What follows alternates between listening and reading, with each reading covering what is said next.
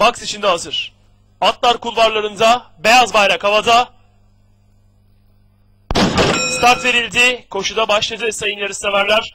Orta kulvardan gelen 7 numaralı Overgrown koşudaki liderliği alıp farkı 1,5 boya kadar çıkardı. İkinciliğe dış kulvardan gelen 6 numaralı Pacifica girdi. Bir boy geride bariyer dibine yakın 5 numaralı Mavimsi. Hemen dışında 3 numaralı Richard Hansen 1,5 boy kadar geride. Bariyer dibine yakın 4 numaralı Last Story, hemen dışında 1 numaralı Excellent Rock.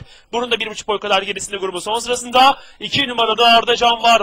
Bu şekilde koşuda 1200 metre start yeri de geçildi. Liderlik 7 numaralı Overgrown'da fark 1,5 boy. 6 numarada Pacifica'nın yine takibi sürüyor. Bunun 1,5-2 boy kadar gerisinde bariyer dibine yakın 5 numaralı Mavimsi. Hemen dışında 3 numaralı Richard Hansen tek at gibiler. 2 boy kadar geride bariyer dibinde 4 numaralı Last Story. Hemen dışında 1 numaralı Excellent Rock. 1,5 boy kadar geride de 2 numaralı Arda Can var. Bu şekilde koşuda son 800 geçildi. 7 numaralı Overgrown'un liderliği sürüyor. Fark 1 boy. 6 numaralı Pacifica yine takipte, farkı boyuna kadar düşürdü. Üçüncülükte yarım boy kadar gerilerinde bariyer dibine yakın 5 numaralı Mavimsi. En dıştan 1 numaralı Excellent Rock da tempoyu bir anda yükseltti. Aralarında da 3 numaralı Richard Hansen var.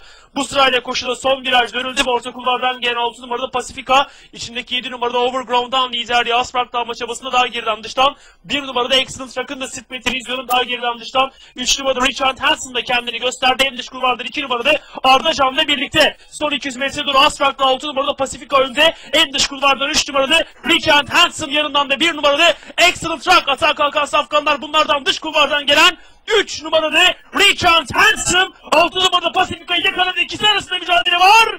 6 numarada Pacifica kazanıyor.